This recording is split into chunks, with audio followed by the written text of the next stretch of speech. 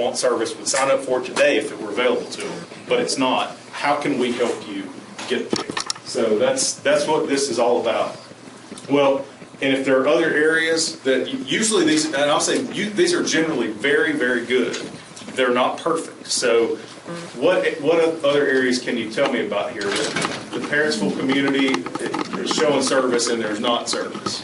What about the Newport's pretty solid, right? No. Yes, sir. Come outside Newport with the French Broad River, right there. There is no service. On this side of the river, or once you cross it, there's no service. Once you cross the river, there's no service. Well, you see, we got some spottiness in here, and I'm not real sure what to make of that because we don't usually see that very much. I'm just across. A lot of parents just across the bridge, and we can't get nothing that far. Okay. So basically, that river is the line. Yeah. What about on this end of the county? Anybody up from here? Yeah, as soon as the Greene County line ends, they don't go any further. Okay, so this information is pretty accurate until we get to right there. Is that, 340 North doesn't have any sign. Pretty well between the river and the Greene County line. ma'am, what's your name? Annette Bryan? Annette, are you taking notes?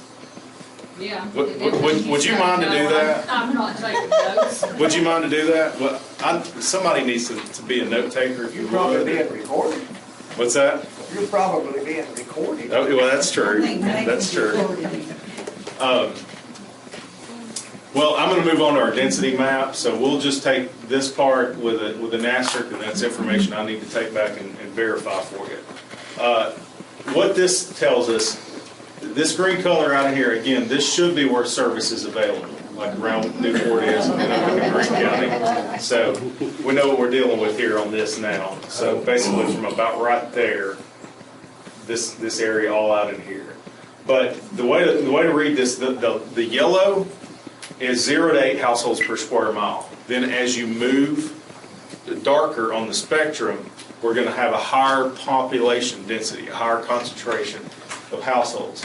So this color green is going to be 9 to 20, and then 21 to 40 is going to be the next shading down, and then I think some areas like that right there is going to be 41 to 85. And then I don't see a lot of these, but maybe right there is one where there's 86 households per square mile or more.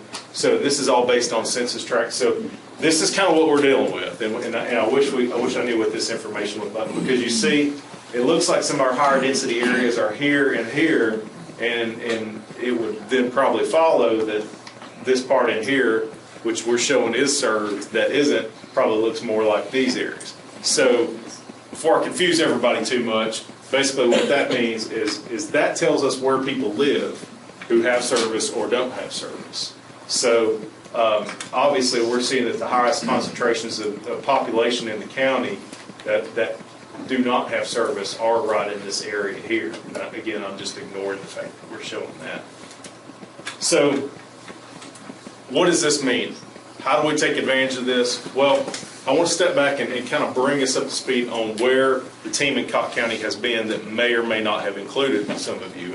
And for those of you who this is remedial for, this is new information for me as well. So jump in if something doesn't seem right or something needs to be elaborated on. Basically, we form e-community leadership teams in each of the communities, and we try to focus on folks from these 9 sectors. So agriculture, business and industry, community-based organizations, local government, healthcare, higher education, K through 12, libraries, and tourism, recreation, and parks. And we look at 3 things. Where are we at today? Where do we need to be tomorrow? And then how are we going to get there? All of this culminates in a strategic plan for Cocke County, by Cocke County. This is not us coming in telling you what you need to do. This is you deciding and setting a chart and a course for yourselves. What does that planning process look like? A lot of this has taken place here to some degree. We start with a benchmarking assessment meeting where we benchmark those 9 different sectors of the community. And I can tell you that I'm missing some data here. So if there's some folks here who represent, and I'll get to this in a little bit, some of these sectors that I'm missing data from, you can help us out with that today. Then we review, refine that, and then we get to the draft report, which is technically in the process where we're at today. I have a copy of the draft report that's available. This is also on our website, and I'll tell you later. You can go to connectedtn.org, go to Find My County, pull up Cocke County, and then you can download a PDF copy of that report in its present condition. And I'll have that if anybody wants to look at it after the meeting. Basically, then that leads to a full report and is adopted by the local community, and then you implement it based on the priorities that you've set out. So what are the steps in this? Well, I talked about the community benchmarking tool, where we benchmark these 9 different sectors. And then we do an inventory of technology resources, and that's partially done. We collect community websites, businesses, local governments, community organizations that have websites that are out there, basically create a countywide inventory, and then share broadband stories. If any of you have stories, like a particular challenge or a particular need, I'll give you an example. I talked to a young lady in McMinn County last week. She was from there originally, had moved to Chattanooga, was working for Unum Provident, was having her first baby, wanted to move home to be closer to grandparents, aka babysitters, free babysitters, and they had a telecommuting policy where she could work, do her job from Athens, and she doesn't live in the boonies either. She lives right along Highway 11, just a mile or so outside the city limits of Athens. So she moves back thinking that she has broadband service, and turns out she lives in about a 2-mile stretch along Highway 11 where she doesn't.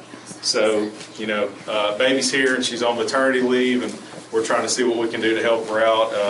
I wish I could say that by the time she goes off maternity leave that we'll have some answers for her. I think that might be a little bit of wishful thinking on an accelerated timetable. So those are some of the kind of broadband stories that we're looking for, particular challenges that we can help you overcome, or ways that you've overcome challenges, or maybe if there's a business you'd like to start, but you have to have internet access and a high-speed connection, and so that's holding you back. Instances like that, we need things like that to tell and share. And then the community technology inventory, we identify Wi-Fi hotspots in the community for you, and catalog that, and then look at where there's public access to computer facilities and technology providers in the county, education providers, industrial parks, if there are video conferencing facilities available, and then I mentioned community websites. So that's kind of the big picture. But ultimately, it's all about community. I can't do all this for you. I wish I could, but I'm here to work with you and help you to figure out how we can do this and basically look at things from a broad spectrum across